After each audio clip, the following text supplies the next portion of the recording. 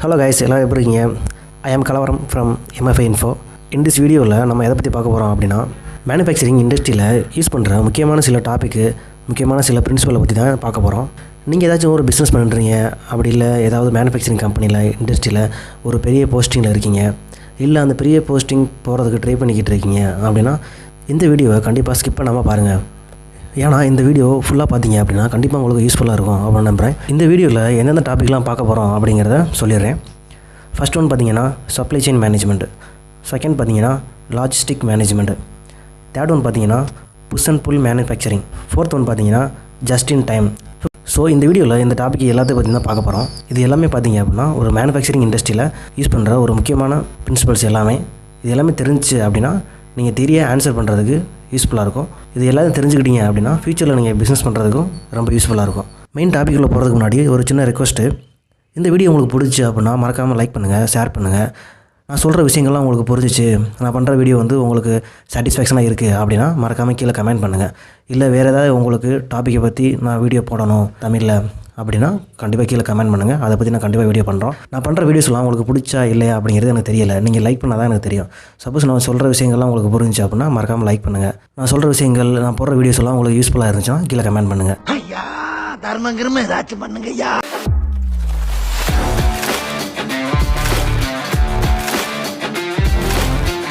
சரி, ஓகேங்க, வாங்க இப்போ டாப்பிக்குள்ளே போகலாம். இதில் ஃபஸ்ட் டாபிக் என்ன அப்படின்னு பார்த்தீங்கன்னா supply chain management. Supply chain management அப்படிங்கிறது ஒரு பெரிய நெட்வொர்க்கு. இது யாருக்கு கிடைப்பட்ட நெட்வொர்க் அப்படின்னு பார்த்தீங்கன்னா ஒரு மேனுஃபேக்சரிங் பண்ணுற பொருளோட ரா மெட்டீரியல் ஸ்டேஜில் இருந்து அந்த பொருளை வாங்கி யூஸ் பண்ணுற கடைசி பர்சன் வரைக்கும் இடையில் நடக்கிற அனைத்து வேலைகளையும் உள்ளடக்கிய ஒரு ப்ராசஸ் தான் இந்த சப்ளை செயின் மேனேஜ்மெண்ட். நம்ம யூஸ் பண்ணுற ஒவ்வொரு பொருளும் பார்த்தீங்கன்னா டேரெக்டாக நமக்கு வர்றது கிடையாது. அதுக்கு முன்னாடி பார்த்தீங்கன்னா பல ப்ராசஸை கடந்து தான் நம்ம கைக்கு சேருது.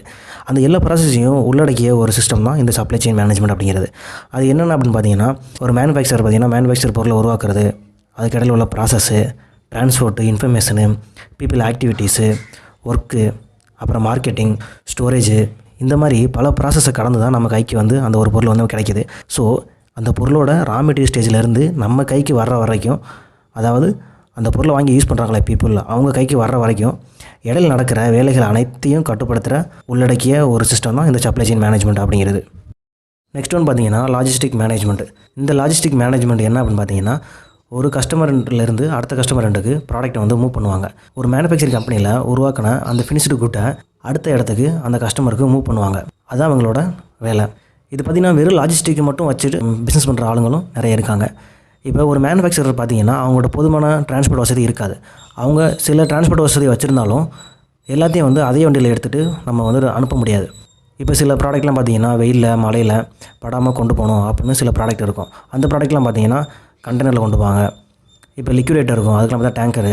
இப்போ சில பொருள்லாம் பார்த்திங்கன்னா குறிப்பிட்ட டெம்பரேச்சரில் தான் அதை கொண்டு போகணும், அதை வச்சுருக்கணும் அப்படிங்கிற மாதிரி பட்சத்துக்கு இவங்க ஏசி வச்ச கண்டெய்னர், இந்த ஏசி வண்டி, அந்த மாதிரிலாம் இவங்க அரேஞ்ச் பண்ணி கொடுப்பாங்க. இவங்களோட முக்கியமான வேலை என்ன அப்படின்னா ஒரு மேனுஃபேக்சர்கிட்ட இருந்து அந்த ஃபினிஷ்டு கூட்டை அடுத்த எண்டுக்கு எந்த ஒரு டிஸ்டர்பும் ஆகாமல், எந்த ஒரு டேமேஜும் ஆகாமல் அடுத்த கஸ்டமர் எண்டுக்கு இவங்க குறிப்பிட்ட டயத்துக்குள்ளே கொண்டு போய் சேர்க்கணும். அதுதான் இவங்களோட மெயினான வேலை. அதுதான் பார்த்திங்கன்னா லாஜிஸ்டிக் மேனேஜ்மெண்ட் அப்படிங்கிறது.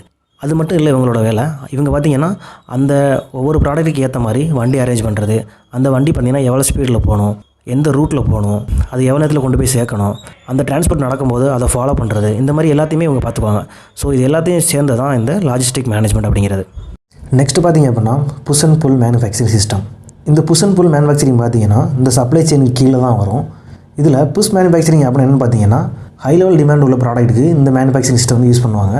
கஸ்டமர் ஆர்டரை கொடுக்கலனா கூட இவங்க மேனுஃபேக்சரிங் பண்ணி அந்த ஃபினிஷ்டு ப்ராடக்ட்டை இவங்க ஸ்டோர் பண்ணிட்டே வருவாங்க. அப்புறம் கஸ்டமர் ஆர்டர் கொடுக்கும்போது அந்த ஸ்டோர் பண்ண ப்ராடக்ட்டை எடுத்து அவங்க செல் பண்ணிடுவாங்க. இதுக்கு பேர் தான் புஷ் மேனுஃபேக்சரிங். புல் மேனுஃபேக்சரிங் அப்படின்னு என்னென்னு பார்த்தீங்கன்னா இது ஓரளவு ஆவரேஜாக டிமாண்ட் உள்ள ப்ராடக்ட்டுக்கு யூஸ் பண்ணுற ஒரு மெத்தடு. இவங்க பார்த்திங்கன்னா கஸ்டமர் ஆர்டர் கொடுக்காமல் இவங்க மேனுஃபேக்சரிங் ஸ்டார்ட் பண்ண மாட்டாங்க. கஸ்டமர் ஆர்டர் கொடுத்ததுக்கு அப்புறம் தான் இவங்க மேனுஃபேக்சரிங் பண்ணவே ஆரம்பிப்பாங்க. அப்படி ஆரம்பிக்கும் போது அவங்களால எவ்வளோ சீக்கிரம் முடியுமோ அவ்வளோ சீக்கிரம் அவங்க பண்ணி கொடுத்து அந்த ஃபினிஷ்டு ப்ராடக்ட்டை கஸ்டமருக்கு செல் பண்ணிடுவாங்க. ஸோ இது பார்த்திங்கன்னா புல் மேனுஃபேக்சரிங். புஷ் மேனுஃபேக்சரிங்னா மேனுஃபேக்சரிங் பண்ணி ஸ்டோர் பண்ணுறது. புல் மேனுஃபேக்சரிங் பார்த்திங்கன்னா அவங்க கஸ்டமர் ஆர்டர் கொடுத்ததுக்கப்புறம் ஃப்ரெஷ்ஷாக அவங்க மேனுஃபேக்சரிங் ஸ்டார்ட் பண்ணுறது தான் புல் மேனுஃபேக்சரிங். இப்போ இதுக்கு ஒரு எக்ஸாம்பிள் சொல்லணும் அப்படின்னு பார்த்தீங்கன்னா நீங்கள் ஒரு சின்ன ஒரு ஸ்வீட் கம்பெனி ரன் பண்ணிக்கிறீங்க அப்படின்னு வச்சுக்கலாம். அதில் ஒரு 10 எம்ப்ளாயிஸ் சேர்ந்து ஒரு நாளைக்கு ஒரு 1000 லட்டு வந்து மேனுஃபேக்சரிங் பண்ணுறாங்க அப்படின்னா அந்த 1000 லட்டில் 100 லட்டை வந்து சேல் பண்ணிவிட்டு மிச்சம் 900 லட்டை வந்து நீங்கள் உள்ளே ஸ்டோர் பண்ணி வைக்கிறது பார்த்தீங்கன்னா புஷ் மேனுஃபேக்சரிங். அதே 10 எம்ப்ளாயி ஒரு நாளைக்கு 100 லட்டு தான் மேனுஃபேக்சரிங் பண்ணுறாங்க, அந்த 100 லட்டையும் அவங்க வந்து சேல் பண்ணுறாங்க அப்படின்னா அது வந்து புல் மேனுஃபேக்சரிங். இப்போ இந்த புல் மேனுஃபேக்சரிங் பார்த்தீங்கன்னா கஸ்டமர் வந்து ஒரு 1000 லட்டு ஆர்டர் பண்ணாங்க அப்படின்னா அந்த கஸ்டமரோட டிமாண்டை ஃபினிஷ் பண்ணுறதுக்கு இவங்களுக்கு வந்து 10 நாள் ஆகும். அது பார்த்திங்கன்னா ஃபுல் மேனுஃபேக்சரிங். புஷ் மேனுஃபேக்சரிங் பார்த்தீங்கன்னா அந்த 1000 லட்டையும் வந்து அவங்க உடனே கொடுத்துருவாங்க. ஏன்னா அவங்க ஆல்ரெடி ஸ்டோர் பண்ணி வச்சுருக்காங்க இல்லையா, அதை எடுத்து டக்குன்னு அவங்க வந்து ஆர்டர் முடிச்சிருவாங்க. ஸோ இதுதான் வந்து push manufacturing and pull manufacturing ரெண்டுக்கும் இடையில உள்ள டிஃப்ரெண்ட்டு. இதில் உங்களுக்கு எது சூட்டபிள் ஆகுதோ அதை நீங்கள் வந்து எடுத்துக்கலாம். நெக்ஸ்ட் டாபிக் பார்த்தீங்கன்னா ஜஸ்ட் இன் டைம். இந்த டாப்பிக்லேயே உங்களுக்கு வந்து மீனிங் இருக்குது. அந்த மேனுஃபேக்சரிங் பண்ணுற ப்ராடக்டை அந்த கஸ்டமருக்கு கரெக்டான டயத்தில் வந்து டெலிவரி பண்ணணும். இதோட concept. Just in time elaboration பார்த்தீங்கன்னா produce and convey the part, what exactly they want, when they want, what quantity exactly they want. So இது 3 பிரின்சிபலும் சேர்ந்து தான் இந்த just in time. First point பார்த்தீங்கன்னா வாட் தே வாண்ட், அதாவது அவங்களுக்கு என்ன வேணுமோ அதை வந்து தெளிவாக கொடுக்கணும். நீங்கள் மேனுஃபேக்சரிங் பண்ணுற ப்ராடக்ட் பார்த்தீங்கன்னா அந்த கஸ்டமரோட தேவையை பூர்த்தி பண்ணுற மாதிரி அந்த கஸ்டமருக்கு என்ன தேவையோ அதை நீங்கள் எக்ஸாக்டாக கொடுக்கணும். ஸோ அதான் வந்து வாட் தே வாண்ட். நெக்ஸ்ட்டு பார்த்தீங்கன்னா வென் தே வாண்ட், எப்போ அவங்களுக்கு வேணும், அதாவது கஸ்டமருக்கு வந்து அவங்க சொன்ன ப்ராடக்ட்டு எப்போ அவங்களுக்கு வேணும். இப்போ இன்றைக்கி எடுத்துங்கன்னா இன்றைக்கி கண்டிப்பாக அவங்களுக்கு கொடுத்தாகணும். இல்லை இன்னும் ஒரு 5 days ஆகுங்க அப்படின்னா அந்த 5 days நீங்கள் கொடுத்தாகணும். அவங்களுக்கு எப்போ வேணுமோ அப்போ கொடுக்கணும். நீங்கள் 5 days கழித்து வர சொல்லிவிட்டு ஆனால் இன்னும் மேனுஃபேக்சரிங் பண்ணாமல் அவங்க டெலிவரி பண்ணாமல் இருந்தீங்கன்னா அந்த இடத்துல அவங்களுக்கு கெட்ட பேர் தான், அவங்களுக்கு பெரிய லாஸ் ஆகும். அந்த கஸ்டமருக்கு எப்போ வேணும்னு கேட்டு அதுக்கேற்ற மாதிரி நீங்கள் வந்து ஒர்க்கை ஸ்டார்ட் பண்ணி அவங்க தேவையை வந்து பூர்த்தி பண்ணணும். What quantity exactly want, so அவங்களுக்கு எத்தனை குவான்டிட்டி வேணும், அவங்க ஆர்டர் கொடுத்துருப்பாங்க இல்லையா, அந்த எக்ஸாக்ட்லி குவான்டிட்டியை நீங்கள் கண்டிப்பாக கொடுத்தாகணும். இப்போ எக்ஸாம்பிளுக்கு அவங்க 200 நம்பரை வந்து ஒரு மேனுஃபேக்சர் ஒரு பார்ட்டை ஆர்டர் பண்ணிக்காங்க அப்படின்னா நீங்கள் கரெக்டாக 200 பார்ட் கொடுத்தாகணும். இல்லை எக்ஸ்ட்ரா நாங்கள் பண்ணிட்டோம், மேனுஃபேக்சர் பண்ணிட்டோம், எடுத்துக்கங்க அப்படின்னு சொல்லி அதிகமாக கொடுக்க முடியாது. அதே மாதிரி இல்லை கொஞ்சம் ப்ராப்ளம் ஆயிடுச்சு நம்ம ரீசன் சொல்லிட்டு அது கம்மியாகவும் நம்ம கொடுக்கக்கூடாது.